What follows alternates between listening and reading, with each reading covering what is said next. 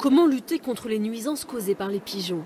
Les méthodes de capture et de gazage sont jugées cruelles par les associations de défense des animaux. Alors la ville de Belfort a décidé de tester des pigeonniers contraceptifs pour rendre les œufs stériles. Sarah Francesconi, Rémi Poirot. Auteur de dégradation et porteur de maladies, le pigeon est la bête noire des municipalités. Pour s'en débarrasser, la ville de Belfort a longtemps choisi de les capturer puis les gazer. Une méthode décriée par une association de défense des animaux qui a diffusé ces images tournées en banlieue parisienne.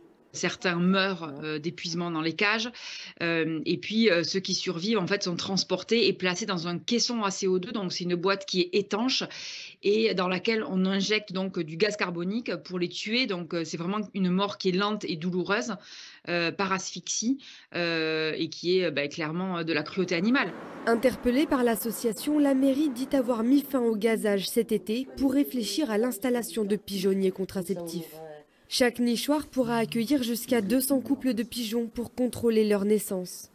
La personne en charge de stériliser ces œufs viendra secouer les œufs de manière à mélanger le jaune avec le blanc d'œuf. Donc c'est là où le process technique de stérilisation interviendra.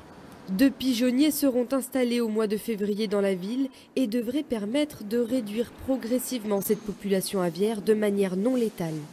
Pour nous, c'est un test. On va voir ce que ça donne. Et puis, si on a des bons résultats, on étendra le dispositif à d'autres quartiers de la ville. Il faut savoir que 150 pigeons, c'est quand même 1 tonne de fientes par an. Donc, c'est pas négligeable. Donc, le coût du nettoyage et tout, c'est quand même impressionnant. Pour éviter la multiplication de ces oiseaux des villes, mieux vaut limiter leur nourrissage.